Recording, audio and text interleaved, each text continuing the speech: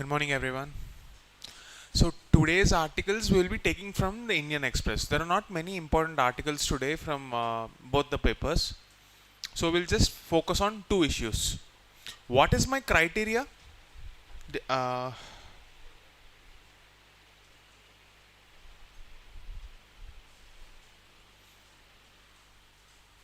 what is my criteria for picking the articles? I have already discussed this.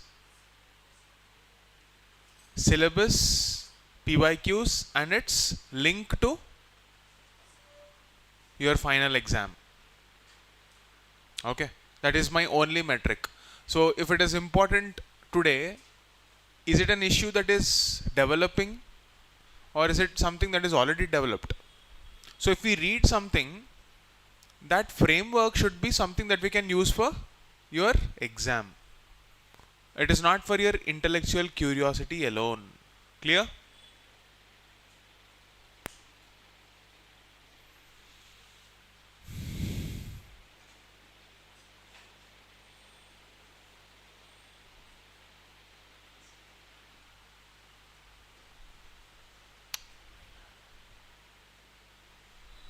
We'll finish the class quickly today.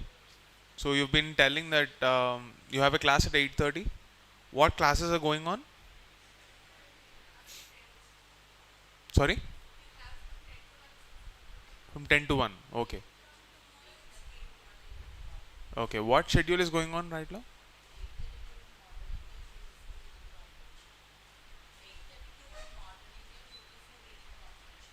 Okay. Okay. Start time. Start time. Start అయితే చెప్తా అన్నారు live start అయింది.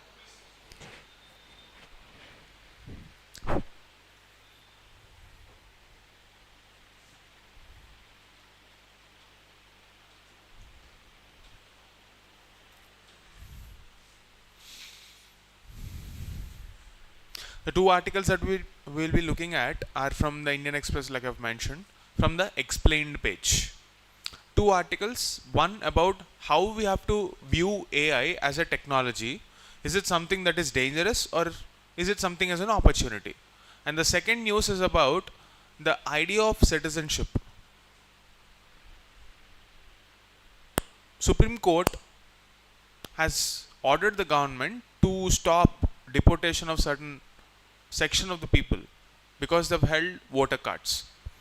Since voter cards are considered a proxy for the idea of citizenship, how can we send these people away to Pakistan? This is a question. So if they are having voter cards and they actually have ties with Pakistan, don't you think there is a contradiction there? Because to get a voter card, citizenship is a prerequisite. There is procedural gap. That procedural gap, whatever that procedural gap is, we need to focus on that. So the two articles here will be about these issues.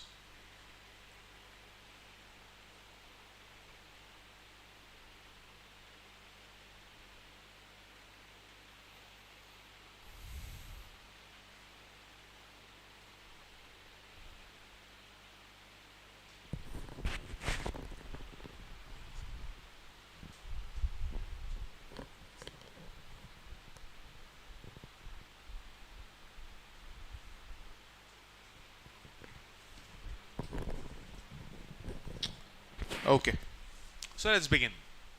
Now, what is the biggest fear among the masses when we talk about technologies like AI? The first thing is it will replace human beings. But the same has been the narrative even in the past. Every time a new technology comes into the picture, people were scared that they will lose their jobs. But if you take a look at our technocratic history, entire evolution of human history has been because of technology. Starting from the invention of fire. And there are a few people or researchers, sociologists, who say that this time is different.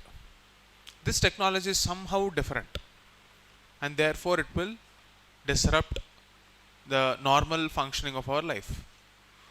To what extent should we give credence to their fears? To what extent should we actually be scared, and how optimistic we should be to look at any technology? This is not just this class is not just about AI alone. Please remember, you're all beginners. You should know how to read a newspaper article, and that framework of thought to be applied on a certain newspaper article is what I'm teaching you here. In today's article, you will look at a 5D framework. I will teach you that 5D framework on how a certain technology can be viewed from a public policy angle.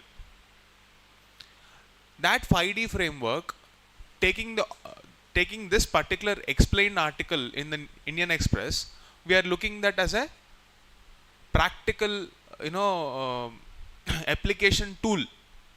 We will take that 5D framework and use the information given in that article and join them together to see how we can apply this framework on that article.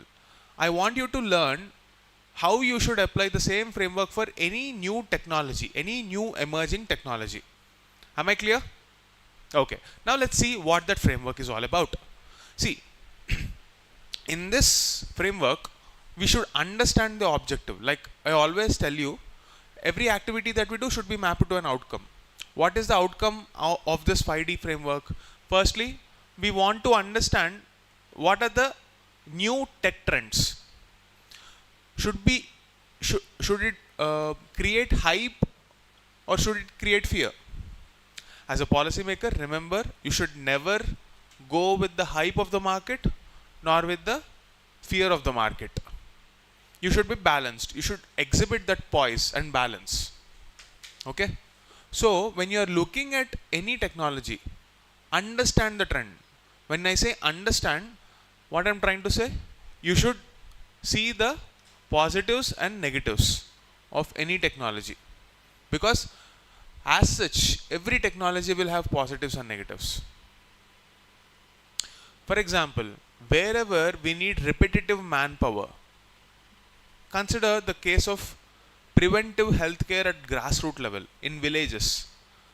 As little as this preventive diseases like malaria or any vaccination, because people miss vaccination schedules. If you can deploy AI technology there without human intervention, we can probably revamp our rural healthcare infrastructure. That's an example of how we can use AI as an opportunity. Where is AI a threat?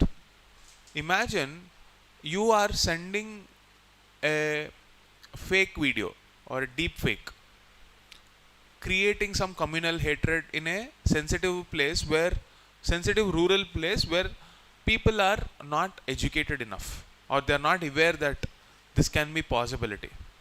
What are the repercussions? These are the positives and negatives. So you need to understand what is the hype, to what extent the technology can create opportunities and damages, and to what extent the fear among the people is relevant or not. That's the first objective that you need to focus on. Then, when you are using any article, you need to have a structured analysis. What do I mean by structured analysis? Can anyone tell me what is the structure that we are looking at? This framework of thought, it's like a mathematical formula, right? Whenever you look at this technology, see it in this lens. I'm telling you. That structured analysis is what we are getting after this activity. And finally, the keywords that we have to use, the points that we are picking up from the article, the model answer that you can create, the mental framework that you can create, and how to make it relevant for AI, all this can be taken away from this article. Okay? Now, let's look at the 5D framework. The first D. Disruption versus diffusion. See, this is basically a contrasting framework. So we are seeing hype versus fear. So using this contrasting method, we will see whether a technology is disruption or it is a diffusion. What do you mean by disruption and diffusion? The framework of disruption assumes that there will be sudden change and there will be job losses. So it is very pessimistic in nature. Okay? For example, AI will replace human beings completely. We will be taken over by AI. There will be a apocalypse where we will only become slaves of AI. Whatever you have seen in Robo movie, Rajnikant, that will become a reality in this view. Is it a possibility? Maybe. We cannot rule it out. But it's completely in our hands to let it happen or not let it happen. How? Human beings are gifted with one aspect that the rest of the animal kingdom or rest of the life forms, they are not having that. Can you tell me what is that? Intelligence, thinking, and more than that, the ability to understand the consequences, the values. Sorry? Cognitive thinking, yeah. It's not just about the intellect part. It's about having a moral awareness of what can happen if something goes wrong. So this is the contrast that we're talking about. So diffusion, what do you mean by diffusion? See, technology, any technology can be an enabler. If we increase the access of that technology, it will empower people. For the first time, when electricity was invented, do you know who were concerned? The lamp producers, because their economic model is getting disrupted. But what happened when you increased access to electricity? When it was democratized, what happened? It empowered people, because access to energy will make our life easier. Right. Just like how electricity created opportunity, the same thing, at every step, technology created opportunities. So this change in attitudes should be visible in our approach towards policy. See, if we are scared that AI will take away our jobs and we discourage any technology, what is going to happen? We are going to be left behind in a globalized world. What do you mean by globalization? Can you tell me? How many of you are having sociology optional? Anyone? Anyone considering sociology optional? Okay. See,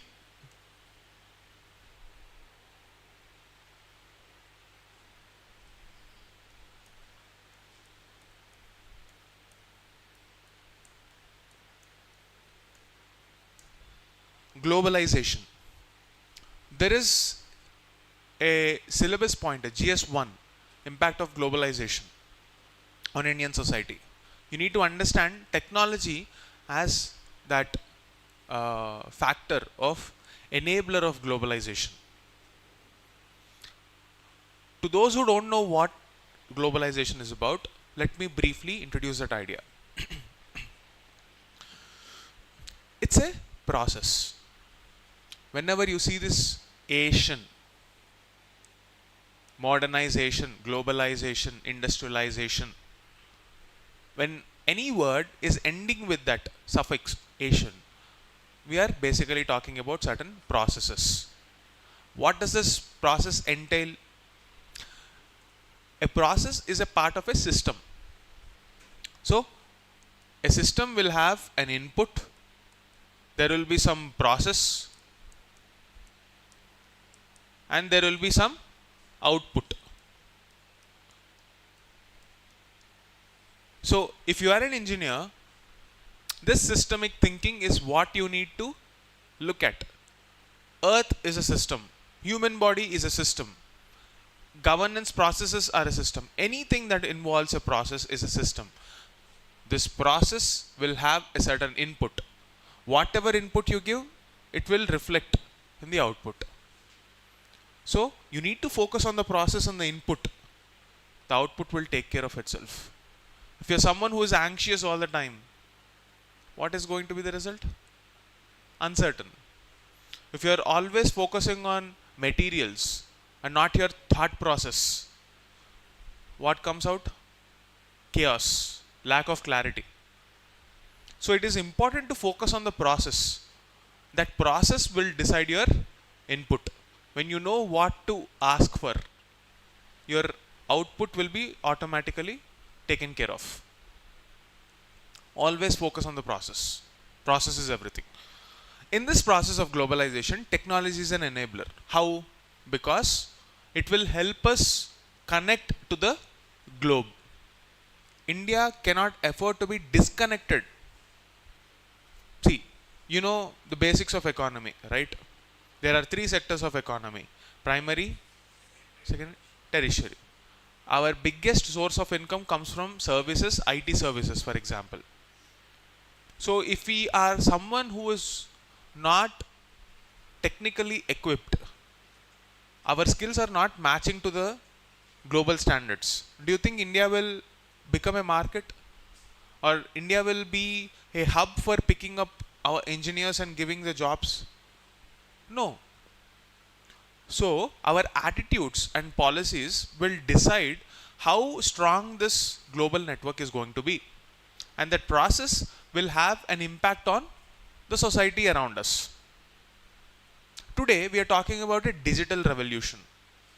You go to the tea shop, you go to any breakfast center, you are just able to open your phone and pay through your QR codes, through a protocol called UPI. How did we create that platform? By having an awareness of the problems of the people. See, we are living in a country where people have more mobile phones than number of schools or anything. And we believed in the capacity of the masses. Just because they are not educated doesn't mean they are unintelligent. All we needed was that small insight where we have to create a framework which is language neutral. You are not expected to be aware of a lot of things. All you need to do was just show your phone. That created the QR code. That sociological insight created empathy. And that empathy is what decided your technological solution, the QR code. This kind of thinking, when you adapt in your policy making, it will impact your globalization processes. Either it will connect us to the globe or disconnect us from the globe. So when you look at technology not as a disruptor alone, see, technology as such can be disruptive. It is not the job of OpenAI or Google or Facebook to make technology accessible to the people. Let's go back to the social contract that we were talking about. Social contract is about individual and the state. So it is the state's responsibility to make a technology accessible to people. Right? How? By taking certain actions, policy measures, both nationally, subnationally, as in state governments, and internationally. So, when you read any article on federalism, what do you mean by federalism?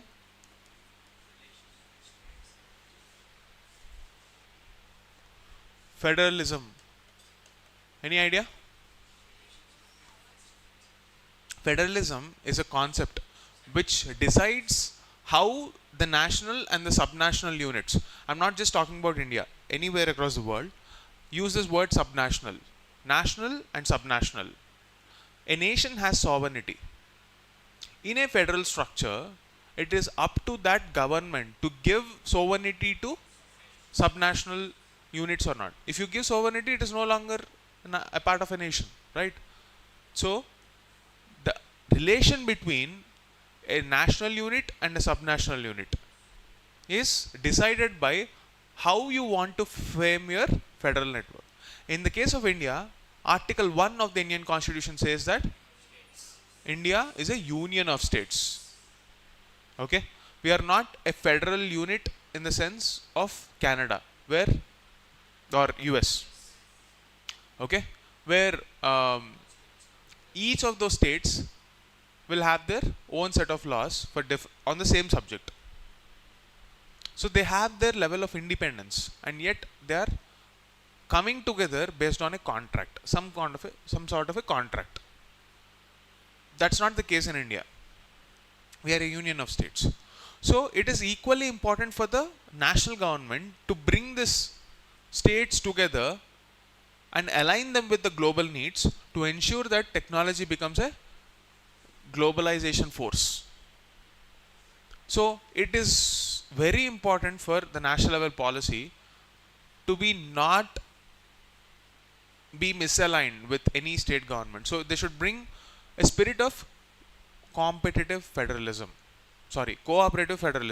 And competitive federalism, once we aligned on the values to perform better, two states can compete to perform better, but towards the same goal. So you have this organization called Niti Aayog, which will facilitate this coordination and competition. Competitive federalism comes after cooperation with alignment with the national goals. National goals in return should be aligned to the global goals. That will facilitate globalization. That process of globalization will again impact Indian society. For example, I was talking about this UPI, right? Today we have a society where internet is almost democratized. It's cheap relatively. When you compare it with the globe, internet is cheap. Just like electricity, internet has enabled a digital revolution. Now, we should move a bit forward and give our population the ability to develop skills so that we become the workforce of the world. See, we had an opportunity, just like how China became the factory of the world by manufacturing things at a very cheap cost. India has an opportunity to become the skill capital of the world. And for that, to supply the workforce to the world, we need to equip ourselves with the right kind of skills. And for that to happen, we need to have the right kind of policy. So you are linking different subjects like this just through one article. Globalization. We are linking science to globalization. We are linking science to international relations. Okay? That is the diffusion framing. The first one, disruption versus diffusion. First framing. Now we decided that okay, we are not going for a disruptive view in our policy making. We'll go with a view that it is creating an enabler. Technology is an enabler of something good in the society. We need to deploy that technology. Once we decide to deploy that technology, what are the problems we'll face? To understand that, we need to come to the second D, which is called the developmental gap analysis. Okay? Let's say we deployed AI. We deployed AI just like how we deployed electricity, how we deployed internet, and democratized it, gave it to the masses. What gaps can be there to achieve the end objective of it being an enabler? This is where we come to the second point of developmental gap analysis. Deployment gap analysis. First one is promise versus performance. In simple words, what is it promising us? You need to understand what is the promise of AI. And when you deploy that, you will understand, is it actually living up to the promise it had? Are there any gaps? What is the actual performance? So this will give you a ability to evaluate the real world performance. This is how you are supposed to think. Okay. Next up, see, are there any barriers to access this? Do you think there will be any discrimination? There is a concept called digital divide. Can you tell me what do you understand this word by this word digital divide?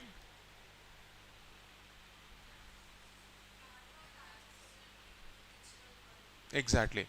Lack of accessibility. Rich and poor, between regions, between castes. See, again, this is how society, will impact an access to technology, social attitudes. Okay. Are you noting it down? Okay. Identity barriers. So, as a policymaker, you should have the ability to assess if we have any structural deficiencies in our system which will stop this access. What are the failure rates? See, if UPI is continuously failing, do you think you will trust it? A technology becomes trustworthy. Trust is a very important thing. If you don't trust a system, are you going to be a participant in that system? Very unlikely. Right? So we have to create this trust. Next up, a reality check. What is the difference between this performance and reality check? You need to see, even after doing this, checking for the identity barriers, everything, finally, you need to come to a conclusion whether the hype or the fear is real or not. On the present level of data or observation, to what extent human intervention is needed in the case of AI? Can we completely leave everything to AI? Not yet. So, we need to see the opportunities and the gaps. So, this brings us to the deployment gap analysis, the second one. Third one, democratization versus concentration. Basically, this is about inequality. Okay? I'll just give you a context here. GS2 part, it's about, okay, just one more. See, this is how you view a technology from public policy. This is understanding the social, political, economic barriers. Now, this is about the idea of inclusive growth, which you will see as a part of your syllabus in GS3. Inclusive growth. Any technology can become an enabler when the government actively takes steps to put the technology in the hands of the people. The nature of technology, is it possible for us to scale this? This is what we have to think. Democratization is about scale. UPI is useless if it was not scalable. If it's only available for the rich. If you can get access to the technology only if you are an elite bank customer, let's say you're a corporate customer of HDFC or ICICI, only then you're going to get an access to that. Do you think UPI would have been the revolution that it is right now? Never. So, democratization versus concentration. We have to check if this technology is only for the elite. As of now, how many companies can actually develop AI? It's taking billions of dollars. You have to have GPUs, you have to have huge electricity supply. The research itself takes some billions of dollars. Recently, Sam Altman. Now, how many of you know Sam Altman? Who is Sam Altman? So, ChatGPT is a technology that belongs to a company called OpenAI. He is the CEO of OpenAI. He tweeted that if people say please and thank you, it would cost them billions of dollars because on the backend server, electricity needs are increasing. So the next time someone says it doesn't cost us to be polite, we can think again. It does cost when you're dealing with this kind of technology. So, is the ownership elite, or do we have a public infrastructure in place already that can help us scale? Second one is regulatory asymmetry. What do you mean by regulatory asymmetry? This kind of technologies are not the specialization of bureaucrats. Do you think India and Indian bureaucracy at this point of time, they have the technical competency to regulate AI or understand AI completely? Not necessarily, because the bureaucrats are not trained for that. So we need to have a complete awareness of our capabilities at this point and to the level this technology can scale up. That's why there is an approach called the sandbox approach. Please write this down. Sandbox, regulatory sandbox approach.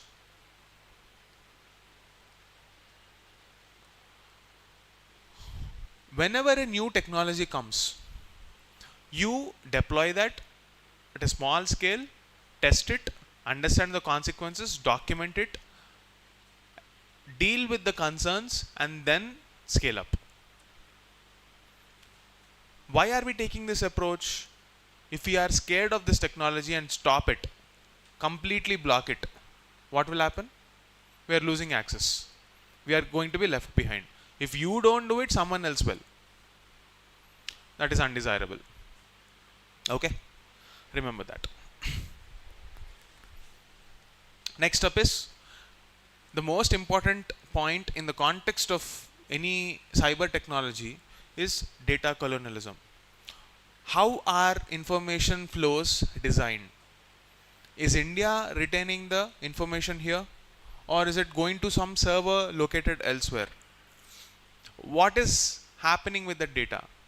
So today, if you actually have your mobile phones, in the background they are listening to you, because when you install an app, do you really have the patience to read all the terms and conditions? You just click accept and then start using it. Within that, you're also giving them the permission.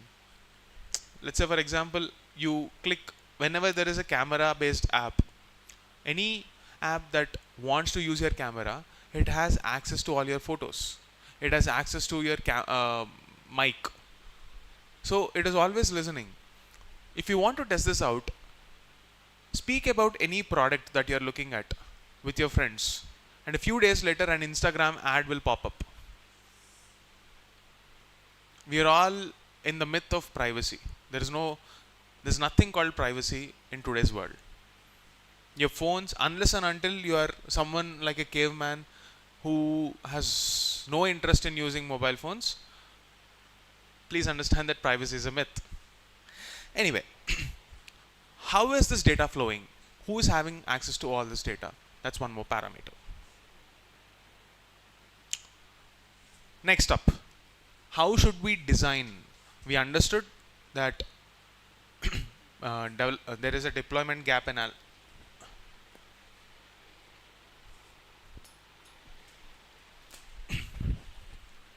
We understood there are some gaps in our deployment. We understood the threats.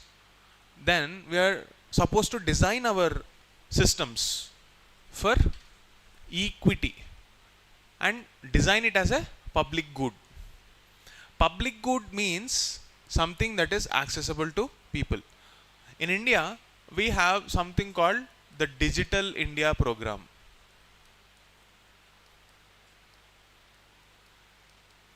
How many of you know this?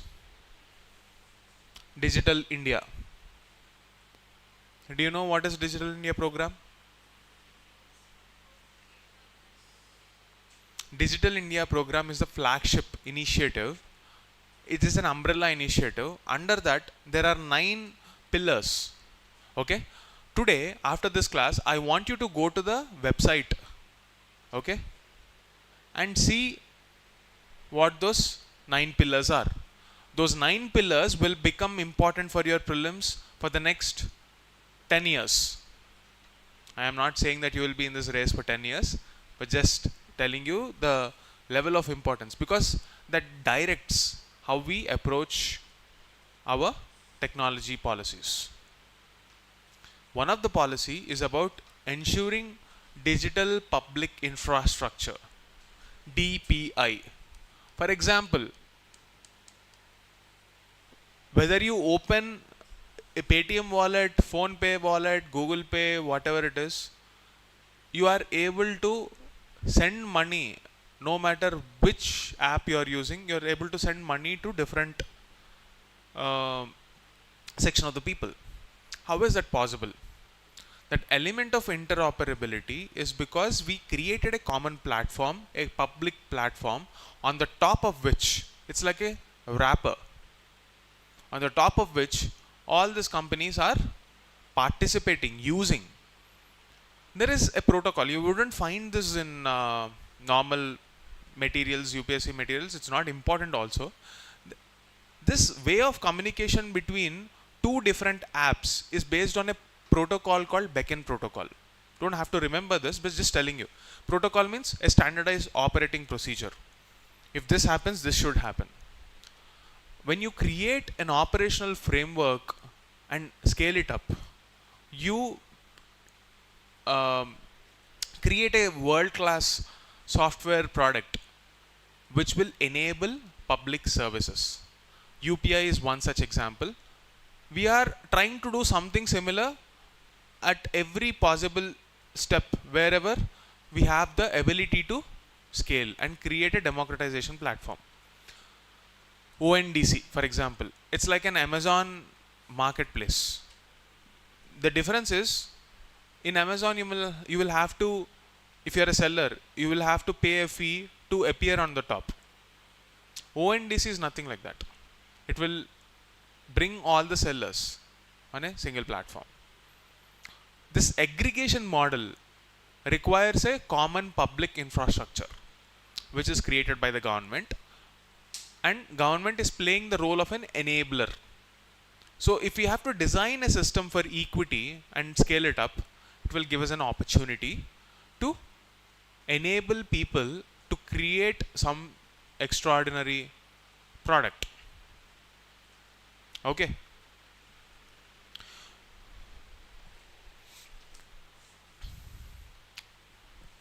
Next up, the next D. After design, it is domestic readiness versus global norms. See, you want to create a product that is world class, but if you are not aware of the demands of the global market, the laws of the global market, you will make a product that is not in alignment with them. You make a product, it is not working elsewhere. Do you think the consumer has the patience to read through all the laws and say, hey, I understand your problem that we have a different law here. I'll wait for you to fix the system. Come back to me after 1 year. I'm okay waiting here. Do you think that's what the consumer says? He'll just uninstall the app and leave. The market is brutal, ruthless, and we need to be competitive. Okay. So to create a world-class product, you need to understand what are the laws. There are certain laws which are not laws exactly, they are the principles, the guiding principles. For example, EU. You know what is EU? Is this a country? What is the status of this EU? Does it have a global recognition? Okay, that's a thought for some other class. But just you can Google maybe. What is EU? How is it different from a country? How is it having a legal stance? How is that we have a European Parliament? Why are all these countries coming together? Even if you don't know what is EU, you can start with understanding, getting curious, why did they come together?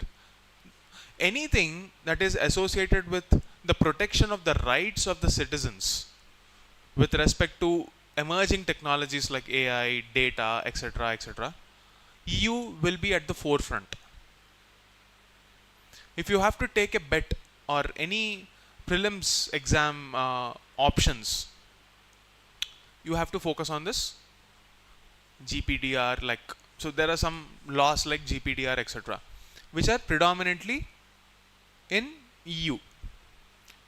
So any technology, whether it is Facebook, Instagram, Google, etc., they will have to comply with those measures. Similarly, there are many principles like OECD.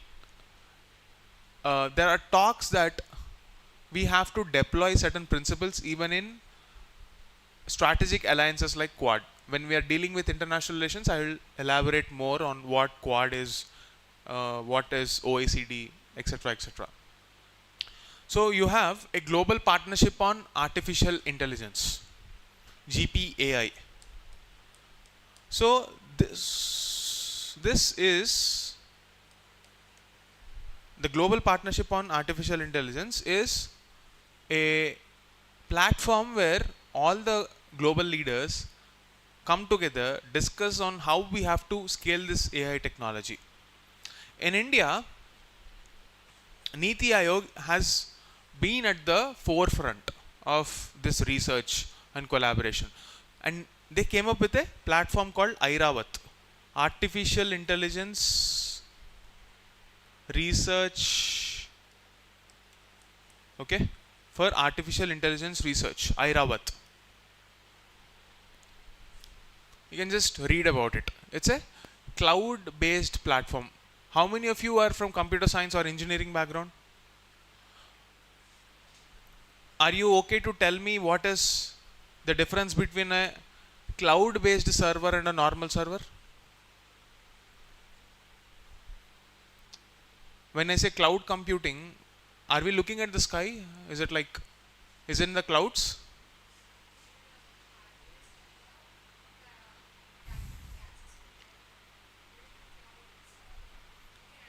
Exactly. In a cloud-based server, you don't have to have a physical hardware at your location. For example, Google Drive. Okay. How are you storing files on your Google Drive? Previously, you used to have a pen drive, a hard disk, something to store your data. So cloud-based computing will give us an opportunity to reduce our dependence on hardware.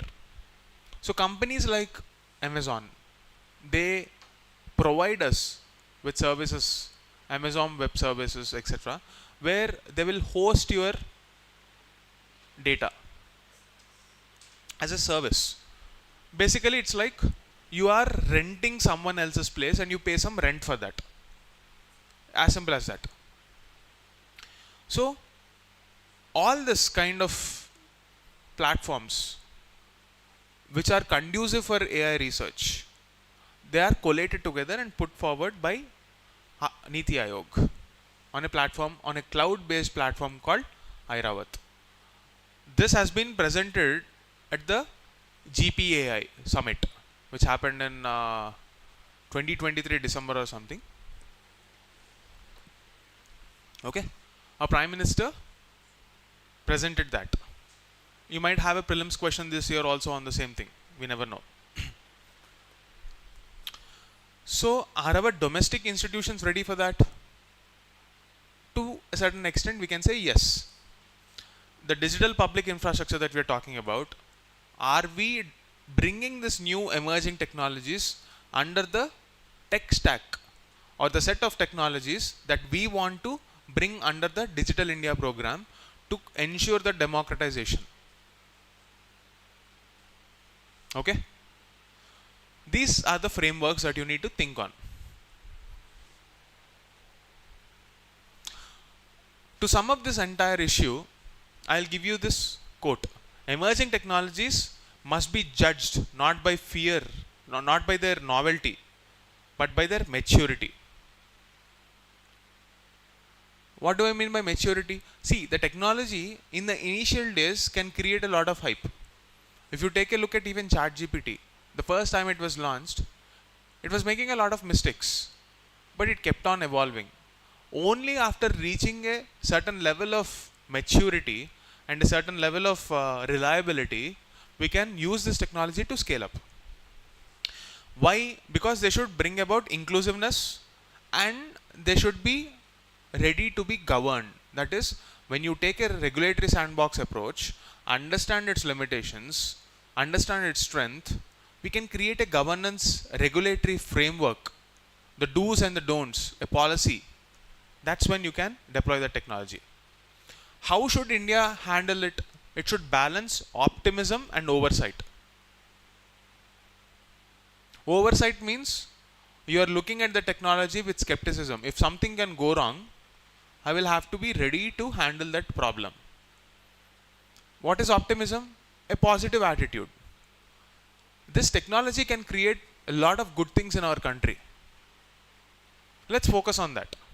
A balance between this oversight and optimism will create a good enabling ecosystem. You will have startups, you will have jobs, you will have public problems being solved through partnerships, and that's how a classic case to the point being a lot of banks, okay, when digitization program began, the projects were taken up by companies like Infosys. Not only it created an opportunity for jobs, it also solved the problem of digitization for the banks. So it's a win-win situation for the country. The only people who were unhappy with digitization were the bank employees who found it difficult to use computers when they were introduced. But overall, it benefited the economy and the country. So, what is the conclusion here? We have to use AI as an infrastructure. Just like how we used electricity, internet, our attitude towards AI should be not skepticism, but optimism. Use it as an infrastructure. Now, we have to deploy. See, the other day we were talking about this R&D, right? What are the keywords that are used in that R&D article? On what areas should the government invest? Long gestation, high risk areas. Okay. So if government is willing to invest on meaningful research in AI for solving the problems of this country, for example, a situation like COVID can be avoided with better surveillance. Why is Kerala a model when any epidemic breaks out? People will first start looking at Kerala. It's actually that they are good at carrying out the surveillance. Okay. Other places need to develop that framework where a disease entering into our country should be, thoroughly investigated, and we should understand it. For that, AI can be used.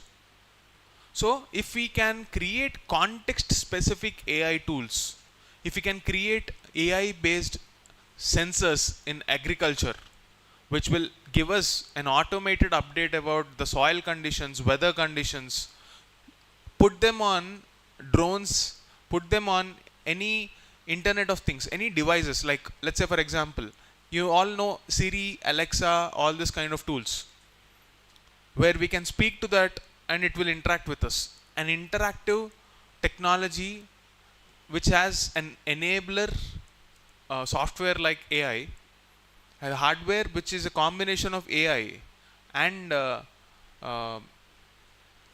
context specific information. It will give out real-time updates to farmers. A classic case to the point being, if in a certain area, if all the farmers start, let's say planting tomatoes, because in the previous cycle, tomatoes fetched a very good price. All of them produce tomatoes because they don't have information that this is the demand, this is the supply. So there is an oversupply. What will happen? Prices will crash, and you will often see in the news that they have dumped it in the market yard because they did not even get their basic price. This kind of lack of information can be plugged. Okay? So I'll just give you a vision. What if we have a land records on a technology like blockchain, where issues like wrong information, misinformation, or land grabbing, all these problems will be solved. Link that land records to your panchayat level data center, where agricultural department officials will sit at that panchayat, use the data that they're getting from the land where those agricultural sensors are placed, disseminate this data and create policies on a real-time basis, so that we have a predictive analytics in a block which says, hey, if you are planting tomatoes, just be careful because there are so many other farmers doing the same thing, your prices might crash, you might not get your money back. Now that farmers will take a loan from a bank. That bank will take the data from panchayat level, where they will assess whether it is safe to give this person a loan or not. Imagine an automation of this entire system on a real-time basis. That's how you solve the problems of this country. Okay? And what will happen? Inclusive development as a result. So what are the keywords? One that you can take up from this article, not just this article, you need to have a technological realism. Realism is a political approach or a political idea or a theory which says that we have to accept power as the ultimate force that drives international relations.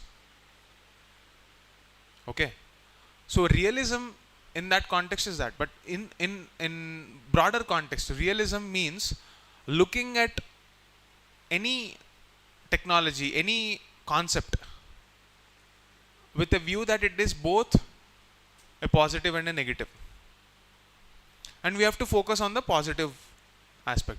Technological realism is an approach which will enable us to have a balanced assessment of our capabilities. And then deployment asymmetry. We spoke about the deployment gap analysis, right? This deployment asymmetry is a keyword that you can use, which will signify lack of access. So an infrastructure like DPI, digital public infrastructure, what should be the nature of the design? Ethical by design. Ethical by design infrastructure. See, you only have 150 words space in your mains answers. So you should write answers like that only. And finally, techno sovereignty. Like I told you, sovereignty is the first principle that you have to focus on when you're talking about the state. So your technology cannot undermine your sovereignty. So having an Atmanirbharta or indigenous capabilities will ensure that we have this sovereignty intact. So we have to have control over technology. The nation should have control over how a technology will work. And we need to understand the technology to achieve this objective. So this is the framework of thought. Now you can go back to that article and read. It will make much more sense. You can cut out the noise from that article and just focus on what is needed. And that's how you will be able to continuously develop. Now let's go to the second issue. I told you, right?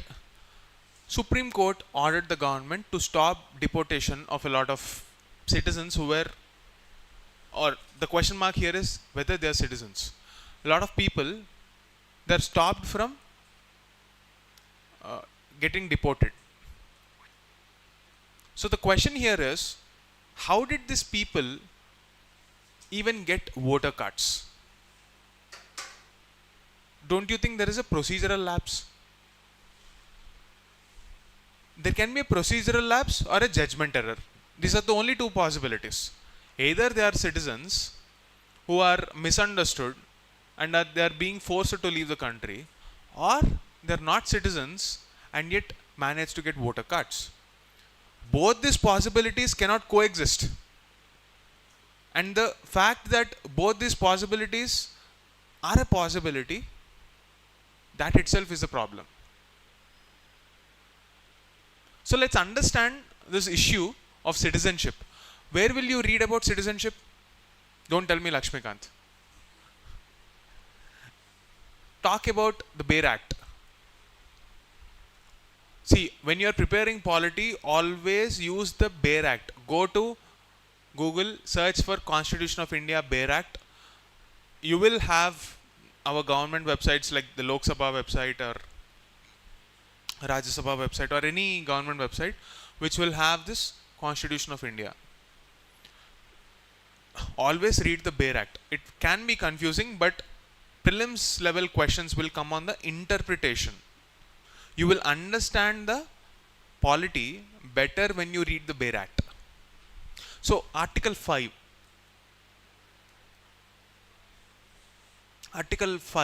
to 11. These will talk about the idea of citizenship. Can we get citizenship only by birth in India?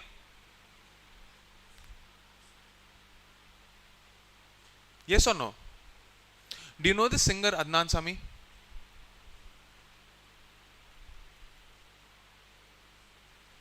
Not aware? Okay. He's a very famous singer who attained Indian citizenship. He's not an Indian. So we can get Indian citizenship. So when you are reading the chapter of Lakshmikant, what are the ways in which you can get citizenship?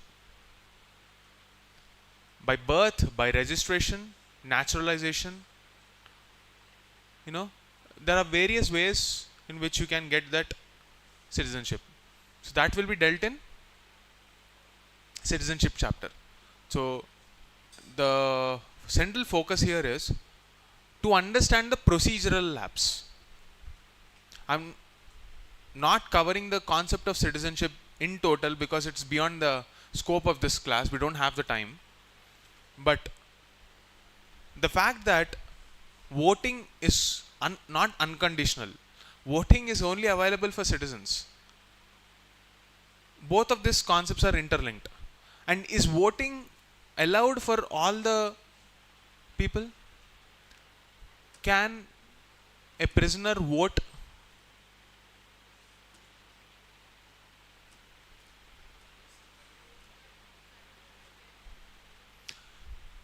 If you are a person who is under trial, your status is not clear.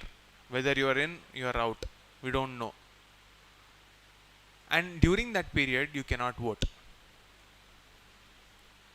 Can you participate in elections? Can you contest in an election? You are not allowed to vote, but you are allowed to contest an election. Why?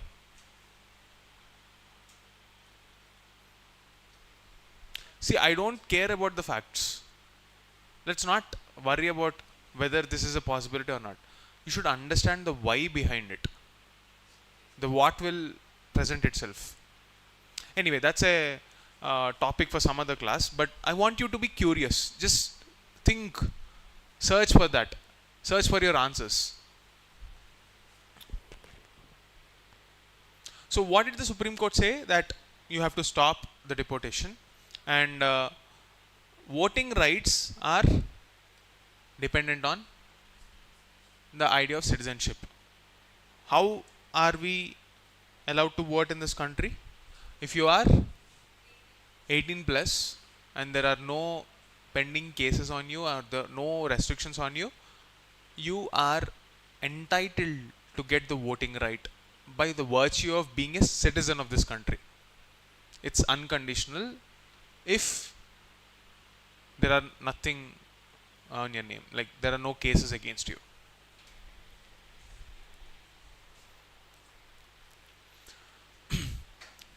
So this is a prelims level article. For appreciating this article, you probably need to go through some polity classes. So you need to know that Article 9 of the Indian Constitution enables the Parliament to make laws with respect to elections. Based on this, you have two acts: Representation of People's Act 1950, and there is another one 1951. In your polity classes, you will see the difference between these two. Both of them are legislated based on Article 9 of the Indian Constitution. If the parliamentary provisions, if the constitutional provisions do not empower the Parliament to make a law, it's not possible to give legitimacy to this whole idea of elections. So what is the difference between these two laws? One is about recognition, one is about the process. The subtle differences can be dealt in your polity class, but just understand the context. What is Article 326? Universal adult franchise.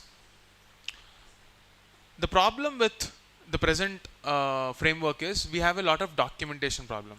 We don't know how to figure out who are our voters, or we are not having a clear-cut process to define a citizen.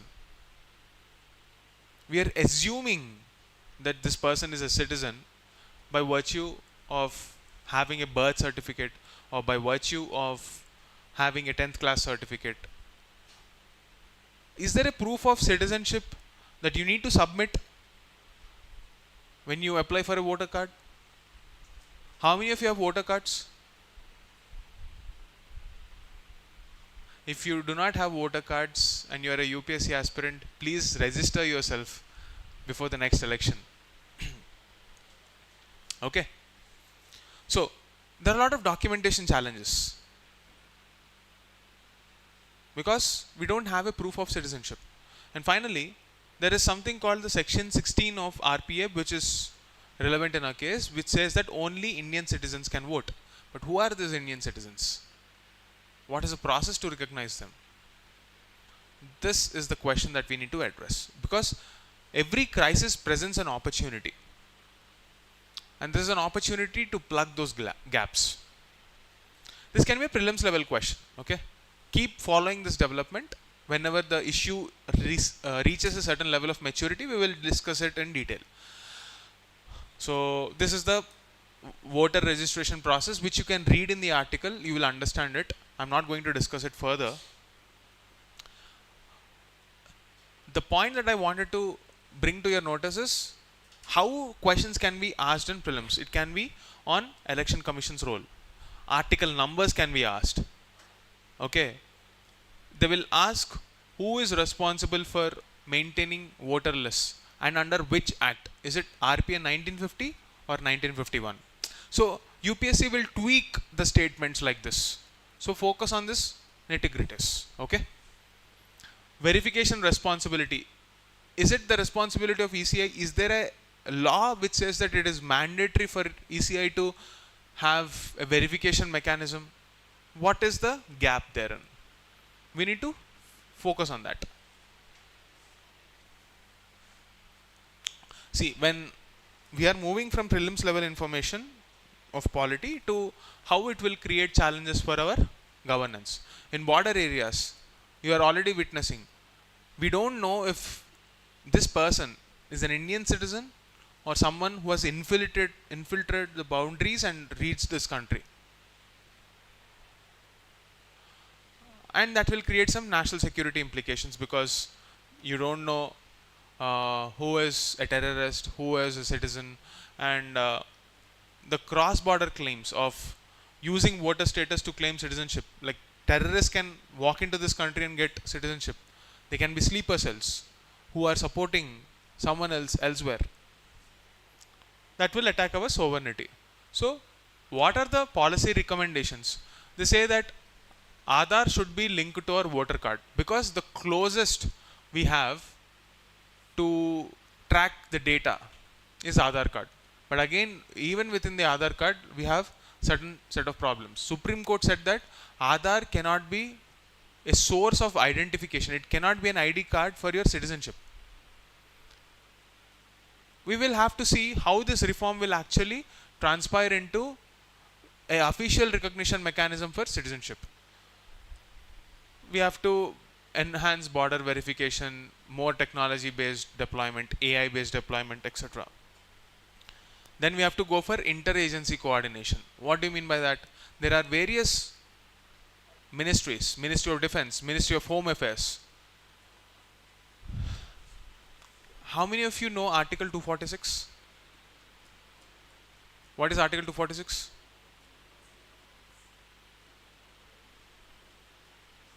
Okay. What is the 7th schedule?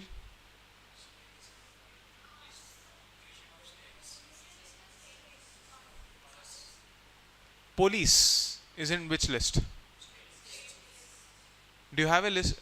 You have a subject called police? What is it exactly called? Law and order. Law and order. It's under? Now, why is it in the state list? Because, see, for example, internal security challenge is there. Don't you think it would have been nice to have a central level body? Why not put law and order in the central list?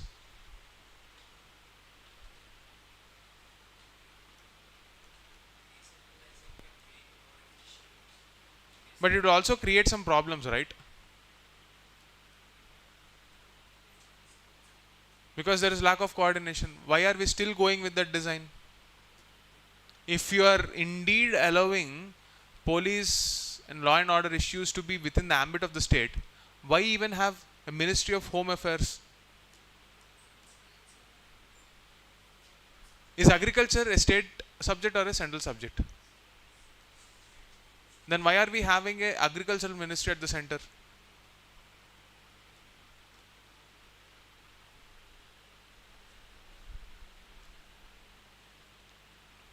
Your licenses, for example, driving license. Is it a state subject or a central subject? Where do you register your vehicle? Why do we have the Motor Vehicle Amendment Act given by the center? Did you ever think?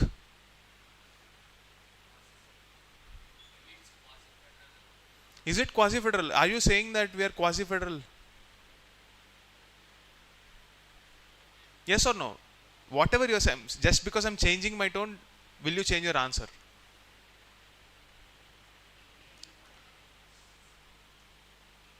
Sorry? Is it concurrent? Is it actually concurrent?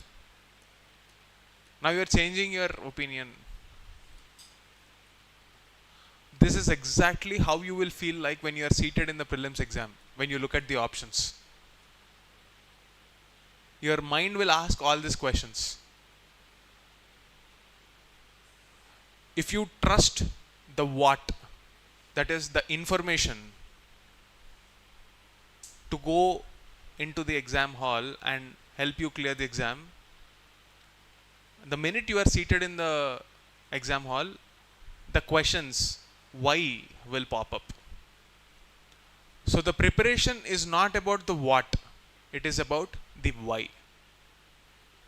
You are preparing yourself for the why behind the what. The context, the purpose should be clear. Only then your information will stick in your mind. This is not a school examination where you can sit and mug up countless pages to clear this exam. You rightly mentioned the cognitive ability that should be aligned for problem solving alone in this exam. When the why is clear, the what will find its way. Okay? When you understand the why, the logic behind, the what will automatically present itself.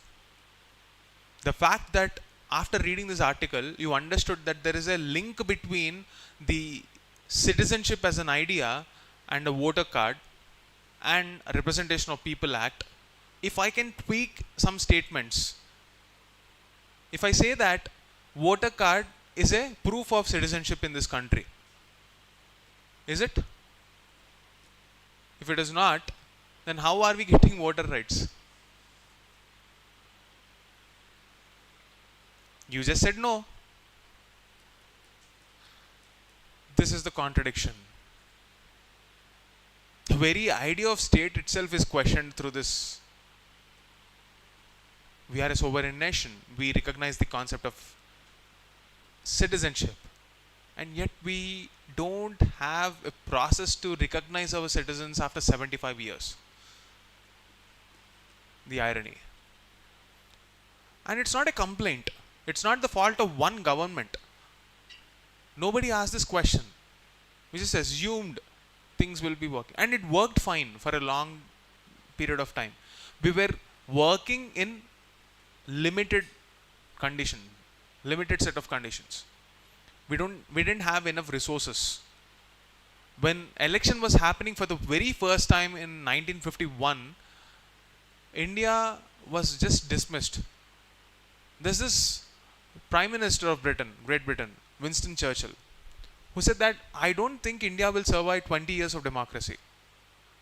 And here we are, 75 years later, standing tall and proud. There is this beautiful dialogue from the movie called Rang De Basanti. How many of you know this movie? Amir Khan's movie Rang De Basanti. It's one of my favorite movies as well. In that, there's a line, कोई भी देश perfect नहीं होता है, उसे perfect बनाना पड़ता है. So my dear students who are going to be bureaucrats, do not look at an issue like a complaint. You're not an activist. You're going to be the problem solvers of this country. So, the attitude I want you to have is not that of a social activist who is just complaining without a solution, but someone who is responsible enough to acknowledge the situation, take up the responsibility, have the integrity to get things done. Okay? Jai Hind.